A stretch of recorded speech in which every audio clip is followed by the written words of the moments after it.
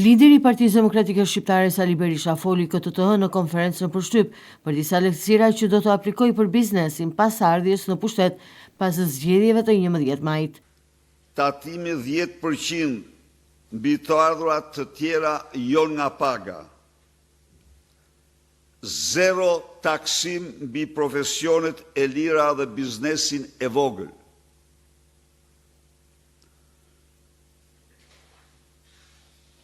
Tavani vjetor për tatim fitim 0 për biznesin e vogël për tatim fitimin 0 për biznesin e vogël do të jetë 18 milion lek apo 500 euro në ditë.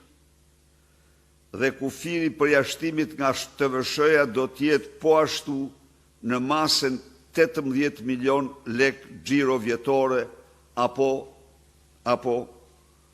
500 euro në ditë. Ulje nga 15 në 2% të taksës së shitjes së pronës.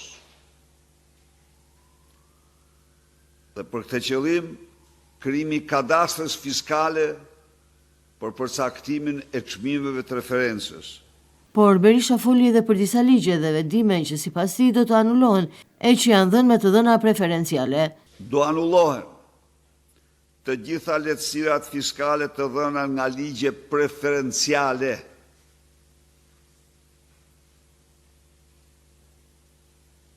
Ligji dhe vendimet, jo vetëm